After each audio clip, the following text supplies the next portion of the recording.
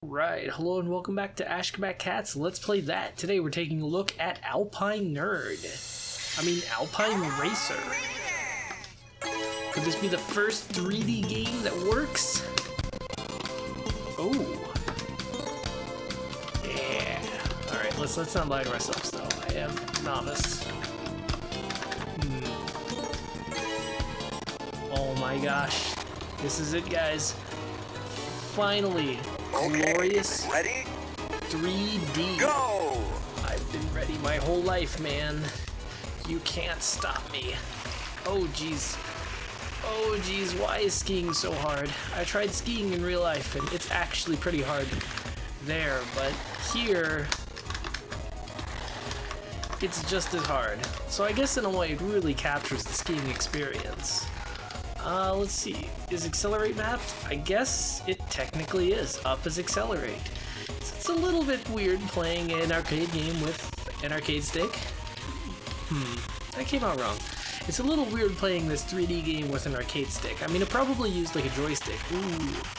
Wonder how many of those I can miss. Well, only one more to miss. Or maybe it's a quota. Like, you can get away with anything you want, as long as you hit at least 13 on the flags. Okay, as long as you hit 16 of the flags. As long as you hit 17. Oh, I see, it's counting up. Well, that was a nice thought, at least. Oy vey, oh jeez. It also doesn't help that, I'm using the arcade stick to turn. So it's like, you want to turn, it's all or nothing, I guess. I still haven't figured out what A and B do, but, I'm just worried about the slums. Oh, wow. Okay, I was wondering if they were going to crash or not. But, no, you seem fairly robust when you, like, hit the wall. It's not like Snowboard Kids where, like, you start crying out every time you get anywhere near the wall. Oh my gosh, one of my favorite memories was teaching my mom how to play Snowboard Kids. And she'd always play as Nancy, but we'd only ever call her Pity Pain, because all we'd hear from her is pain, pain, pain, as she kept hitting the side of the slope. Unfortunately, that was our slope. Look behind you before stepping off the steps. Is it me, or does that sound like a threat? Alright, well, we've got... okay. So, we aren't very good at the technical stuff, but let's give it a go at speed racing. LNR, press decision button to confirm selection. Oh, do we have a decision button? Okay, are any of these the decision button? Okay, well, the timer works as a decision button. Oh my gosh, look at all that glorious 3D! Because I remember back in the past, like, essentially no 3D games would work. Okay, and yes, a few would quote-unquote work, but none of them would actually work. Speaking of things that don't really work, why are we now in first person? Oh, okay, you press start, and you can change views. Well, this is a lot easier than... yeah, you know what, let's make this a little harder. Oh, that's disorienting. Exciting, thrilling, fun, like Hydro Thunder on ice! But not great. I also like how it abruptly cuts to third person just to show you wiping out.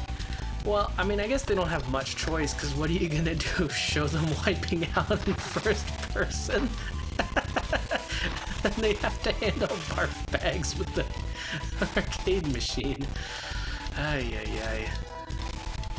Are there any tricks? Anything? Well, I guess being in first person would be a bad way to figure out if there are tricks or not, but no, it's basic, it's fun, but it's basic.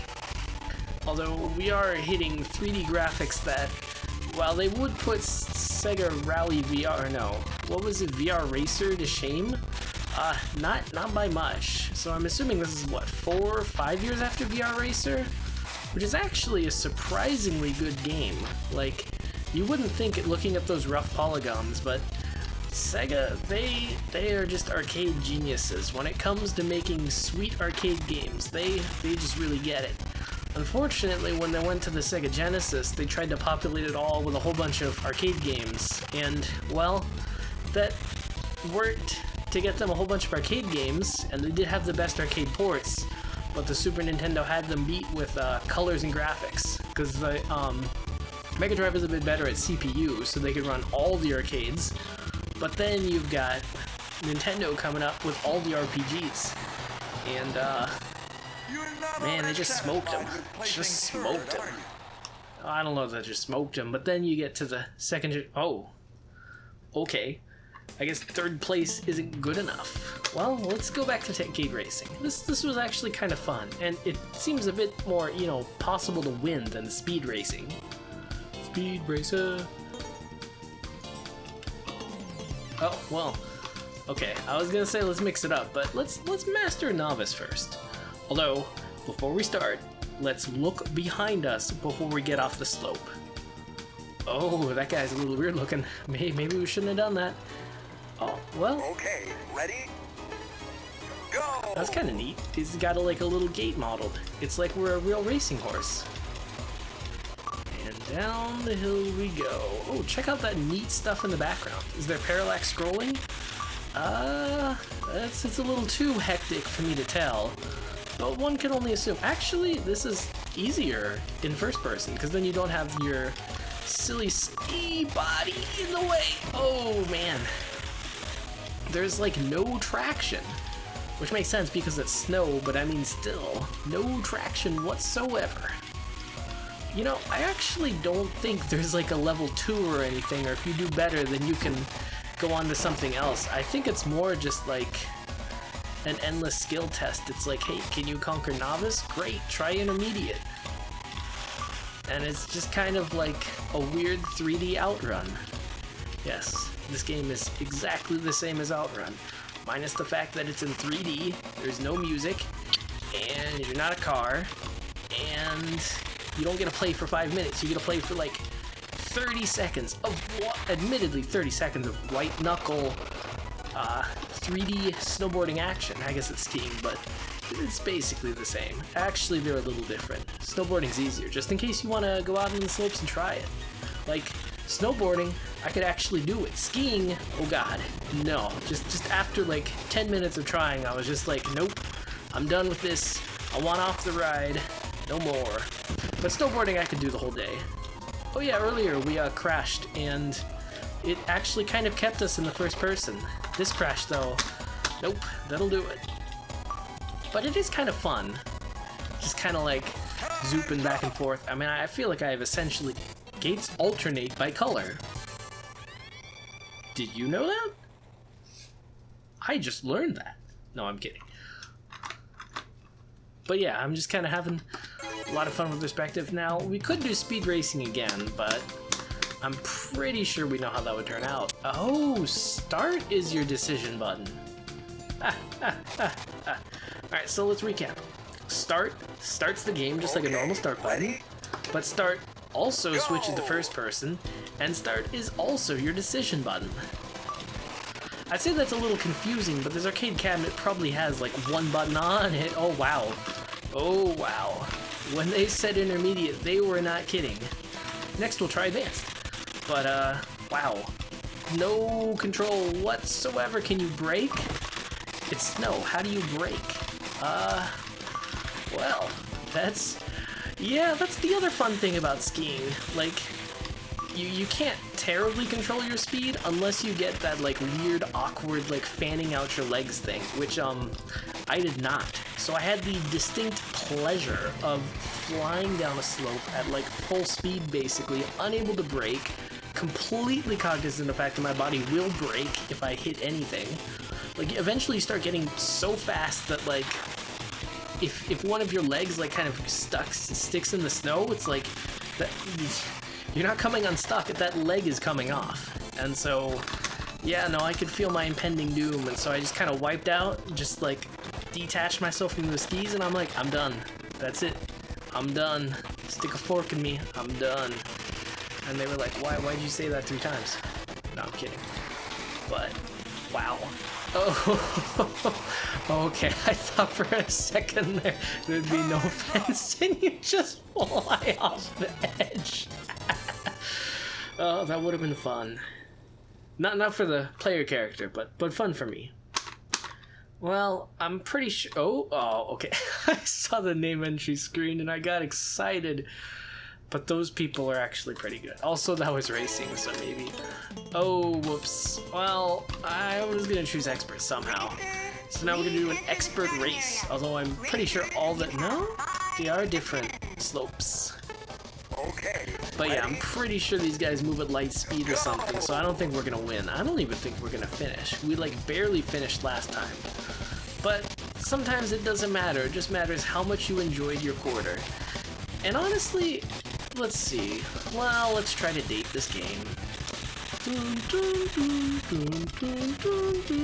I'm guessing late 90s. And so if I was in the late 90s and I saw this in an arcade, I would probably be very satisfied. Well, okay, let's start putting that in context. Late 90s. So I believe we're starting to hit the heyday of Metal Slug. Like, we had already had Metal Slug 3.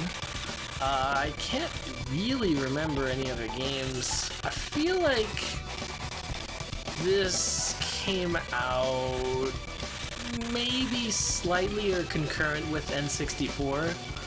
Probably 2 years before N64, I'm betting, so you couldn't quite get these graphics at home. Although, now that I think about it, so comparing them to N64 graphics, although honestly I have no idea if this is being like upscaled or anything, although I suspect it's actually not, because despite looking really good, it's not like terribly upscaled. But yeah, I think this is one of those games that came from like the end of arcade superiority. So I mean, I don't know if you know this, but like arcade games typically were way, way, way better than anything the consoles could offer. Except for the Neo Geo MVS, but that's because the Neo Geo MVS was an arcade system, not because consoles had finally managed to catch up. So, you've got that sort of history coming. And yet, if we look at consoles nowadays, they run heads in circles around the arcade machines. That's not necessarily true, but the arcade machines are... Ooh, don't die!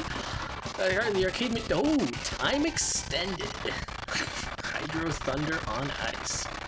But arcade machines nowadays are essentially glorified computers. And in fact, because they have to be cost effective, they're not even always good computers. So they may not in fact act... Oh, I could go straight through that pillar. Now I could not go straight through the wall, but... man, I wonder... Well, if anybody's trying to speedrun this game or anything, well, I just found a wall clip. You can sort of go through the walls. I don't know how true that is, actually. But anyway, so arcades kind of gradually lost, and sometime around, you know, I want to say around Xbox, GameCube, that era, like consoles had caught up to arcades. Arcades still had like a slight edge because like you had you had these people with like many years of experience. Okay, let's do a secret that I learned the other day. Alright, and hello and welcome back to Ashgabat Cats, and let's play that. Today we're playing, just kidding.